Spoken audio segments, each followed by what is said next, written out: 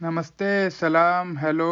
ये जो वीडियो आप लोग देखोगे ये ऑडियंस पॉइंट ऑफ व्यू से एक सामान्य दर्जे का व्लॉग हो सकता है, पर मेरे लिए ये वैसा तजुर्बा है जो मेरी ज़िंदगी में कभी लौट के वापस नहीं आ सकता। इन सारी यादों में जो मुख्य भूमिका में है वो मेरे माता पिता व मेरे यार वेली हैं। तो चलो शुरू करते हैं।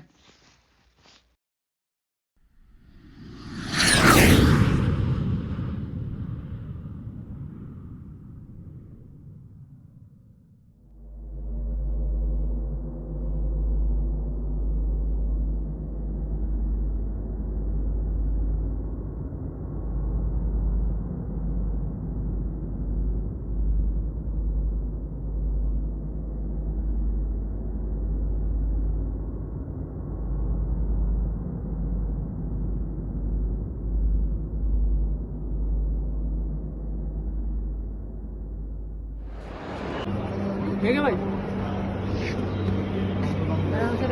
आराम से पहले मिल के आना तो जा रहे भाई, जा रहे। चलो और ध्यान रखियो। ठीक है भाई, ठीक है भाई, ठीक है, ओके।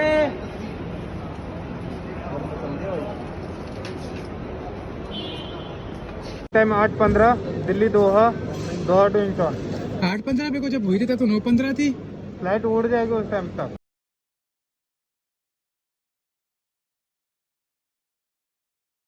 ना कुछ नहीं होता भाई।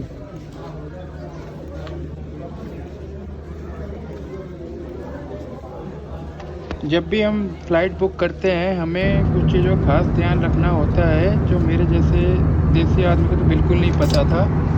फ्लाइट टाइमिंग में डिपार्चर टाइम दिल्ली का और अराइवल टाइम दोहा का था, और ऐसी कनेक्टिंग फ़्लाइट में डिपार्चर टाइम दोहा का और अराइवल टाइम कोरिया का था।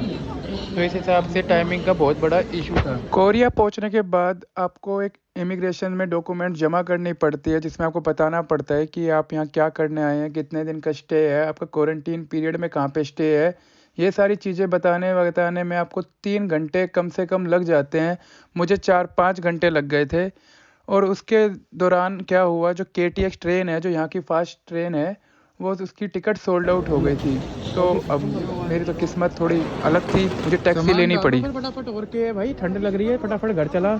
जिस जगह पे मैं क्वारंटीन था वहाँ पहुँचने में मुझे रात के 2 बज गए थे, और वो मेरे लिए बहुत ही अलग एक्सपीरियंस था क्योंकि मैं इस जगह पे बहुत ही नया था और सुनसान गलियाँ देख के मेरी तो थोड़ी थोड़ी हवा भी टाइट हो रही थी और ठंड भी बहुत ज़्यादा थी। -10 डिग्री था जिस दिन मैं आया।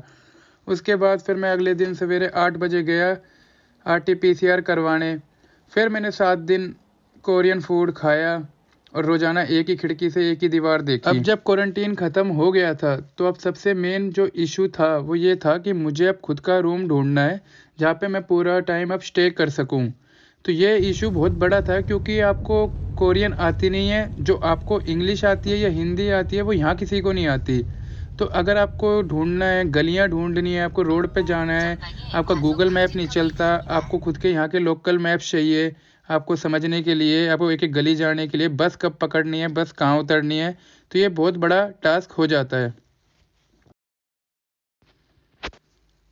इतनी मेहनत करने के बाद जब मुझे आखिरकार एक यूनिवर्सिटी के पास मेरे को जो रूम मिला वो 20 से 22 मीटर का था, और उसके लिए मैंने 7,20,000 कोरियन वॉन खर्चे, जिसमें से 5 लाख डिपॉजिट था, 2,20,000 रेंट था।